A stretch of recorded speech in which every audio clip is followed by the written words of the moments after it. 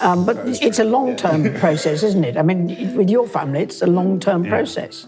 And there are people, you know, your father's generation, your generation, and the next generation. It's a long-term process.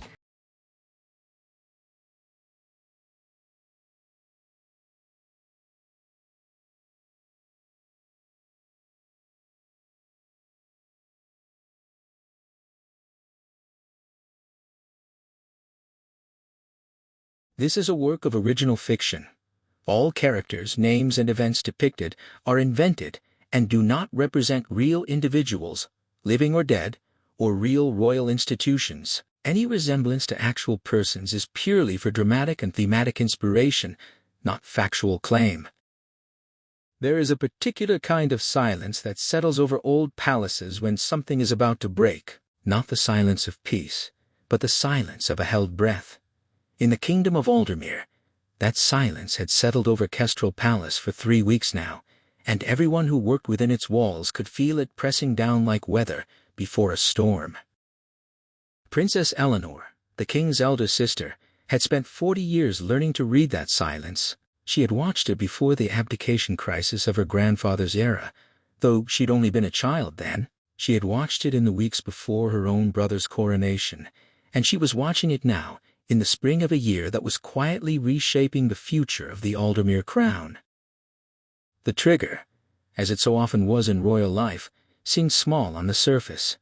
2 young women, Lady Rosamond and Lady Wilhelmina, granddaughters of the beloved late Queen Constance, had simply stopped appearing at the events they'd attended for years. No announcement, no explanation, just absence, the way a tooth goes missing from a smile, subtle until you can't stop staring at the gap.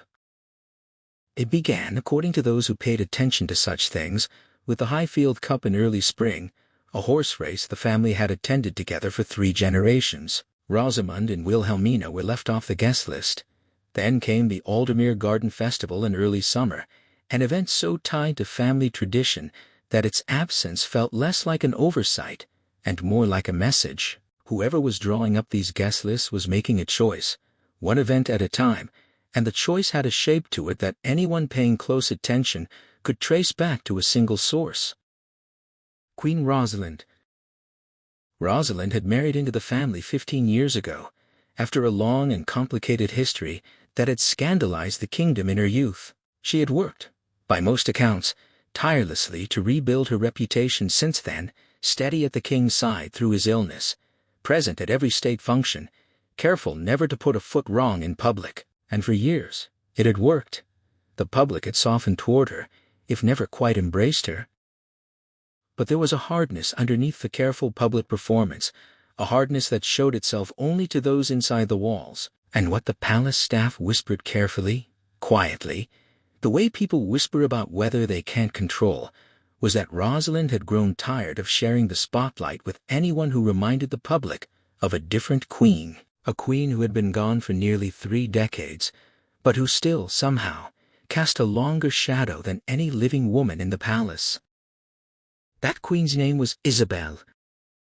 To understand what was happening in Kestrel Palace that spring, you had to understand what had happened almost 30 years earlier, when Princess Isabel Young, luminous, adored by a public that had never quite adored anyone since died in a car accident that shocked the entire kingdom into a period of mourning nobody who lived through it ever fully forgot.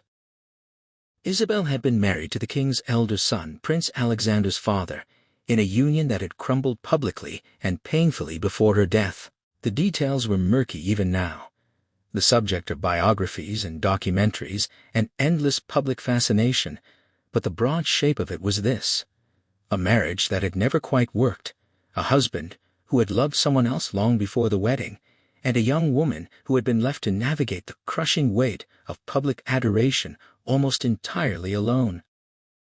The someone else, of course, was Rosalind. It was an old story by now, worn smooth by decades of retelling, but old stories don't lose their power just because they're old. If anything, they gain a kind of gravity, the way a stone in a riverbed gets rounder and heavier with time, even as the water keeps moving over it. Rosalind had been, by her own later admission, deeply in love with the king long before he married Isabel. The affair that followed, quiet at first, then increasingly impossible to hide, had defined the worst years of Isabel's life, and many believed the worst years of Rosalind's public reputation.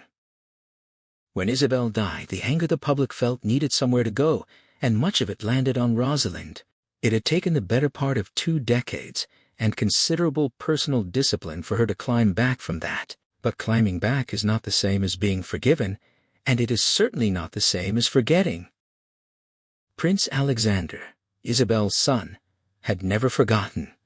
He had been a teenager when his mother died, old enough to understand exactly what had happened, and young enough that the grief never fully calloused over. In the years since, he had built a quiet, careful campaign, never explicitly stated, never confirmed by any official statement, but unmistakable to anyone watching closely, of keeping his mother's memory present in the public eye. He shared old photographs on meaningful anniversaries.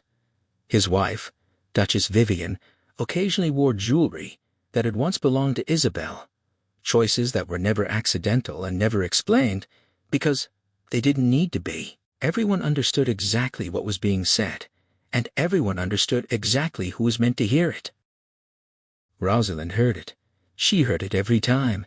Princess Eleanor had never been close to Isabel. The two women were 11 years apart in age, and where Isabel had been soft-spoken and instinctively warm with the cameras, Eleanor had built her entire public identity on discipline, service, and an almost total refusal to explain herself to anyone. She did not attend charity galas to be photographed. She did not give interviews. She showed up, did the work, and left.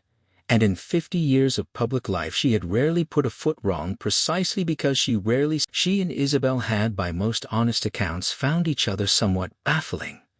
Eleanor thought Isabel's openness with the press was reckless. Isabel, according to people who knew them both, had once told a friend that Eleanor made her feel like she was being silently graded and had already failed. But when Isabel died, something in Eleanor cracked that she never spoke about publicly and rarely spoke about privately. She had been one of the family members present in the immediate aftermath, one of the first to see the scale of a nation's grief up close, and she carried out of that period a private regret that she had never quite managed to reach across the distance between herself and her sister-in-law while there had still been time. She did not talk about this. It was not her way, but those closest to her, a small handful of longtime staff, a cousin or two, the rare friend she'd kept for decades, understood that something had shifted in her after Isabel's death. She became, in her own quiet and undemonstrative fashion, more protective of the family's younger members, more alert to when someone was being frozen out, marginalized, made to feel like an afterthought in an institution that ran on inclusion the way blood runs through a body. So when Rosamond and Wilhelmina began vanishing from guest lists, Eleanor noticed, and when she looked closely enough to see the pattern and trace the pattern back to its source, something in her old, banked patience caught fire. "They have done nothing," she reportedly said to a close confidant, in one of the rare moments she allowed herself to speak plainly about family matters. "Their only crime is being reminders of things people would rather not remember. That is not a crime. That is simply memory. And memory is not something you get to punish people for." Eleanor and Alexander had never been particularly close, either a full generation apart, with different temperaments and different relationships to public life. But in the weeks that followed, something began to form between them that neither had explicitly named, and neither felt the need to. It started with small things. Eleanor made a point of being photographed with Rosamond and Wilhelmina at an event the sisters had nearly been dropped from, standing beside them in a way that read, to anyone who understood palace choreography, as a deliberate statement of protection. Alexander, for his part, quietly ensured the sisters were included on a guest list for a charitable foundation event he personally oversaw, a small gesture that nonetheless sent its own message up the chain. Neither one called the other to coordinate. In an institution as old and layered as the Aldermere monarchy, that kind of coordination rarely needed to happen explicitly. Gestures accumulated. People noticed. The pattern became its own form of communication, more legible to insiders than any memo could have been. What united them, beneath the surface, was not simply sympathy for two young women being sidelined. It was a shared and deeper conviction about what kind of institution the monarchy should become, and whose vision would shape it once Alexander eventually took the throne. Alexander had spent years quietly, deliberately sketching the outline of a smaller, more modern monarchy. Fewer working royals, more public accountability, a family whose public value came from service rather than spectacle. He had spoken about it in vague terms in a handful of interviews, careful never to be too explicit while his father still reigned, but those who knew him well understood that his vision was, in part, a reaction against the very dynamics that he believed had crushed his mother. Eleanor, for her own reasons, had arrived at a similar place. She did not share Alexander's exact vision. She was, by temperament, more traditional, more skeptical of change for its own sake, but she shared his conviction that the institution could not be shaped by old grievances and personal insecurities. An institution built on excluding inconvenient reminders of the past, she believed, was not being modernized. It was being hollowed out. It would be madness, she reportedly told one of her few confidantes, to let old wounds decide who gets to belong in this family and who does not. If we start down that road, there is no natural place for it to stop. Whatever her private feelings, Rosalind understood something that mattered a great deal in modern royal life. Public opinion was not a background detail. It was in many ways the entire game. And the numbers that spring were not kind to her.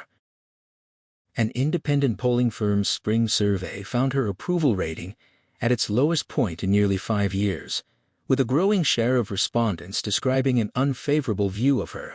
It was a striking reversal from a few years earlier, when careful, consistent public work, steady support for the king through his illness, a visible presence during difficult moments for the wider family, had begun to soften public opinion in her favor.